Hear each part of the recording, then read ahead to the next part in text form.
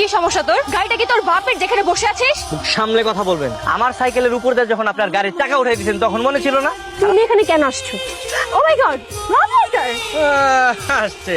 আমার আর তো খারাপ সময় আসে না, ঠিক আছে, যে আপনার মতো একটা জ্ঞান বুদ্ধিহীন মেয়েকে আমি লাভ লেটার দিতে যাবো।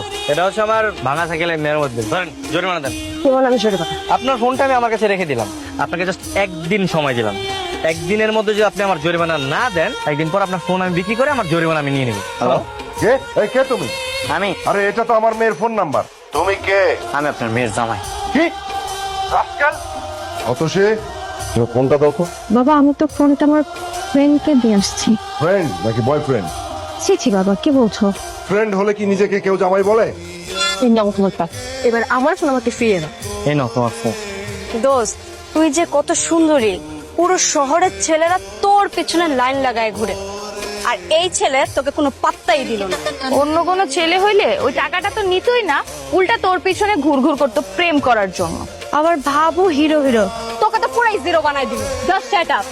এই হিরোকে কি করে জিরো করতে হয় সেটা আমার খুব ভালো করে জানা আছে।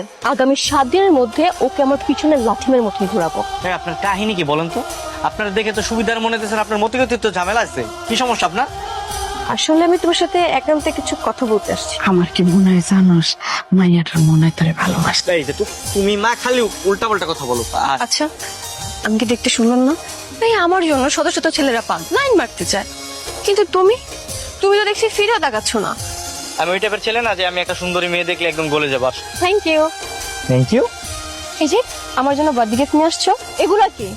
বার্থডে কেউ এগুলা গিফট করে? আমি কখন বললাম এটা তোমার বার্থডে গিফট? তোমাকে একটা কথা বলার ছিল। হ্যাঁ বলো না। দেখো আমি তোমাকে অনেক ভালোবাসি। I love you.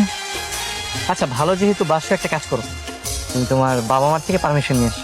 প্রেম করার জন্য বাবা মার পারমিশন কেন লাগবে? একটা থাপ্পড় দিয়ে না একদম পালিয়ে যেতে আসছো। যে বাবা মা তোমাকে 20 বছর লালন পালন করছে, তুমি তার কথা চিন্তা করতেছো না, আর 2 দিনে একটা ছেলে কার সাথে পরিচয় সে তুমি ভালোবাসছে, এই গরিব একটা ছেলের সাথে পালা যাবা, এটা কোনো ভালোবাসা হইলো?